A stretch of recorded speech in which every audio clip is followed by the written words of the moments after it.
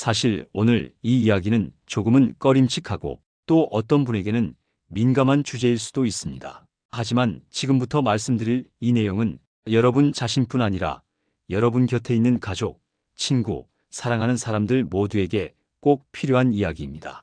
자, 시작해 보겠습니다. 혹시 여러분은 노인 냄새라는 말을 들어보신 적 있으신가요? 할머니 댁에 가면 항상 그 특유의 냄새가 있어요.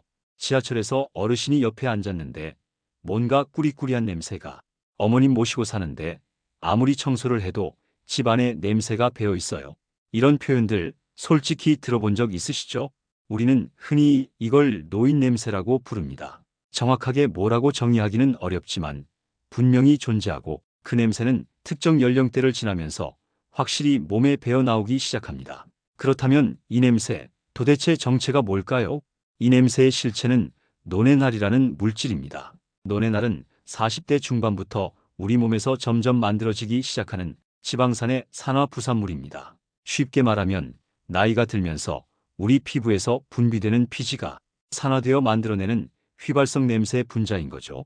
그리고 이 노네날은 굉장히 끈질기고 물로 씻어도 잘 없어지지 않고 심지어 비누로도 잘 안 지워집니다. 무색무취가 아니라 분명한 냄새를 가졌는데 그 냄새가 바로 노인 냄새의 핵심 성분인 겁니다. 그런데 이 노네날은 왜 생길까요? 그건 아주 자연스러운 노화 현상 중 하나입니다. 특히 호르몬의 변화, 피지의 성분 변화, 그리고 무엇보다도 산화 스트레스의 증가 때문입니다.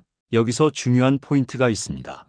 노네날은 단순히 나이가 들었다는 이유만으로 생기는 게 아닙니다. 즉, 나이를 먹었다고 해서 무조건 노인 냄새가 나는 게 아니라는 말이죠. 생활 습관, 피부 관리 상태, 식습관, 그리고 우리가 매일 얼마나 꼼꼼하게 씻느냐에 따라 이 냄새는 생길 수도 생기지 않을 수도 있는 것입니다. 그리고 더 중요한 이야기, 오늘의 주제이기도 한 이야기입니다. 노인 냄새는 귀 뒤 하나만 제대로 씻어도 절반 이상 줄일 수 있다. 믿기지 않으실 수 있습니다. 하지만 의학적으로, 임상적으로, 그리고 실제 많은 어르신 환자분들 사례를 통해 이미 입증된 사실입니다. 자, 그럼 왜 하필 귀 뒤일까요? 귀 뒤는 우리의 피부 중에서 피지선이 가장 밀집된 부위 중 하나입니다. 하지만 동시에 씻는데 가장 소홀해지기 쉬운 부위이기도 하죠. 우리가 샤워를 할 때 얼굴은 깨끗이 씻고 머리도 감고 몸도 닦지만 귀 뒤는 어때요? 그냥 물에 닿는 걸로 끝나는 경우가 대부분입니다. 그런데 귀 뒤는 머리카락, 안경다리, 마스크 끈 등이 닿으면서 피지 분비가 활발해지고 통풍은 막히고 땀은 쉽게 찹니다. 이런 환경은 노네날이 생기기에 완벽한 조건을 만들어줍니다. 그리고 실제로 제가 진료실에서 직접 본 사례들 중에 귀 뒤 피부가 빨갛게 짓무르거나 각질이 일어나고 진물이 나는 분들도 종종 계십니다. 이런 분들 대부분은 귀 뒤를 아예 씻지 않으셨다고 말씀하십니다. 그럼 어떻게 해야 할까요? 귀 뒤를 잘 씻는 법 어렵지 않습니다. 첫째, 하루 한 번 이상 미온수와 약산성 클렌저를 이용해서 거품을 충분히 내주세요. 부드러운 손가락 끝이나 면 타올로 귓불 뒤, 귀와 목이 만나는 지점까지 꼼꼼하게 닦아줍니다. 그리고 나서 깨끗이 헹구고 무조건 완전히 말려야 합니다. 젖은 채로 두면 세균 번식이 더 활발해지고 오히려 냄새가 더 심해질 수 있습니다. 필요하다면 드라이기를 찬바람으로 이용해 말리셔도 좋습니다. 귀 뒤 하나만 제대로 씻었을 뿐인데 며칠 뒤 가족이 먼저 이야기합니다. 요즘은 그 냄새가 안 나는 것 같아요. 아버지 요즘 피부가 맑아 보이시네요. 이게 바로 작은 실천 하나가 만들어내는 놀라운 변화입니다. 이제 냄새는 우리의 숙명이 아닙니다. 나이 들어 생기는 자연스러운 현상이라며 포기할 이유도 없습니다. 귀 뒤, 그 작고 눈에 잘 띄지 않는 한 점에서부터 우리는 우리 몸을 다시 돌볼 수 있고 그 향기를 되찾을 수 있습니다. 자, 이제 우리가 노인 냄새의 정체가 무엇인지, 그 핵심이 되는 물질이 노넨살이라는 것, 그리고 그것이 주로 귀 뒤에서 발생한다는 걸 정확히 이해하셨습니다. 그럼 여기서 한 걸음 더 들어가 보겠습니다. 사실 냄새는 귀 뒤만의 문제가 아닙니다. 귀 뒤는 단지 시작일 뿐이고 노네날을 비롯한 다양한 채취의 근원지는 생각보다 더 많습니다. 그리고 그 부위들은 대부분 우리가 샤워할 때 대충 지나치거나 아예 건너뛰는 곳들이라는 공통점이 있습니다. 한번 머릿속으로 떠올려 보세요. 내가 샤워할 때 과연 어디를 꼼꼼히 닦고 있는지, 또 어디는 대충 물만 끼얹고 마는구나 하는 부위는 없는지요. 이제부터 제가 말씀드리는 부위를 하나하나 짚어드릴 테니 지금부터라도 그 부위들을 의식적으로 관리해 보시기 바랍니다. 그럼 냄새는 자연스럽게 사라지고 몸이 내는 향이 달라집니다. 먼저 우리가 가장 잘 알고 있는 겨드랑이입니다. 겨드랑이는 아포크린 땀샘이 집중되어 있고, 이 땀샘에서는 단백질과 지방이 풍부한 분비물이 나옵니다. 이것이 피부에 있는 세균과 만나면서 불쾌한 냄새가 만들어지죠. 젊을 때는 체온 조절도 잘 되고 면역력도 높아서 큰 문제가 없지만, 나이가 들면 피지 분비의 균형이 무너지고 살같이 서로 다 통풍이 막히면서 냄새가 더욱 진해집니다. 겨드랑이는 매일 비누로 닦는 것도 중요하지만, 더 중요한 건 샤워 후 완벽하게 말리는 것입니다. 습한 상태로 속옷을 입으면 그 습한 환경이 곰팡이와 세균의 천국이 됩니다. 그리고 거기서 냄새가 시작되는 겁니다. 그 다음은 발가락 사이입니다. 이건 정말 많은 분들이 놓치고 계십니다. 양말을 하루 종일 신고 그 위에 꽉 끼는 신발을 신으니 발은 거의 하루 종일 눅눅한 상태로 갇혀 있는 셈이죠. 특히 여름엔 더더욱 그렇습니다. 그런데 발가락 사이를 꼼꼼히 씻는 분 정말 많지 않습니다. 대부분 샤워할 때 발 전체를 물로 쓱 헹구고 끝입니다. 그런데 이건 씻은 게 아닙니다. 발가락 사이사이에 있는 각질과 피지, 땀 찌꺼기는 그냥 물만 닿아서는 절대 없어지지 않거든요. 그래서 반드시 손으로 혹은 부드러운 솔로 발가락을 벌리면서 하나하나 씻어 주셔야 합니다. 그리고 역시 말리는 것이 더 중요합니다. 말리지 않으면 무좀균이 자랍니다. 무좀균은 냄새의 핵심 원인 중 하나입니다. 다음은 배꼽입니다. 배꼽도 냄새가 나는 부위라는 걸 알고 계신 분 많지 않으시죠? 하지만 배꼽은 움푹 파인 구조 때문에 때가 쌓이기 쉽고, 피지와 땀, 먼지까지 축적되면 그게 썩기 시작하면서 고약한 냄새를 풍깁니다. 겉으로는 아무 변화가 없는데 몸을 가까이 가면 미세한 불쾌한 냄새가 나는 이유, 그게 바로 배꼽 때문인 경우도 많습니다. 배꼽은 매일 씻을 필요는 없습니다. 하지만 최소한 일주일에 2~3번 정도는 면봉에 베이비 오일을 묻혀 부드럽게 닦아주는 습관을 들이세요. 이때 중요한 건 너무 세게 파지 않는 겁니다. 살살 돌리듯이 닦아주시면 충분합니다. 그리고 또 하나의 사각지대, 말하기는 조금 조심스럽지만 정말 중요한 부위가 있습니다. 바로 사타구니입니다. 사타구니는 우리가 속옷으로 감싸고 있고, 또 허벅지 안쪽이 서로 마찰되는 부위이기 때문에 땀이 많이 나고 피부끼리 부딪혀 염증이 생기기 쉬운 곳입니다.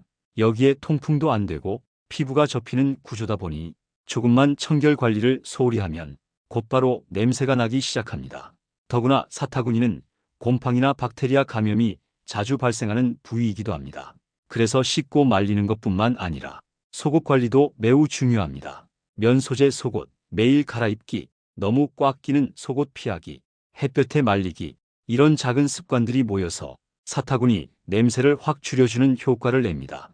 그리고 마지막으로 두피입니다. 두피는 냄새가 잘 배는 곳이면서도 우리가 제대로 관리하지 못하는 곳 중 하나입니다. 머리카락이 많다 보니 통풍이 어렵고, 두피에는 얼굴보다도 피지선이 훨씬 많이 분포해 있습니다. 샴푸는 했지만 제대로 헹구지 못하거나 물에 젖은 상태로 방치하거나 머리를 말릴 때 두피까지 말리지 않고 끝내버리면 그 속에서 세균이 번식하고 그 결과 머리에서 냄새가 나는 것 같다라는 말을 듣게 되는 거죠.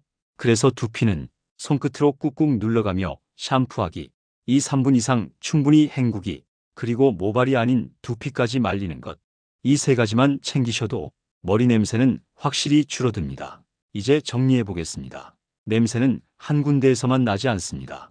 귀 뒤는 시작일 뿐이고, 겨드랑이, 발가락 사이, 배꼽, 사타구니, 두피까지 우리가 무심코 지나치는 부위에서 냄새는 조금씩 쌓이고 그게 결국 체취로 나타나는 겁니다.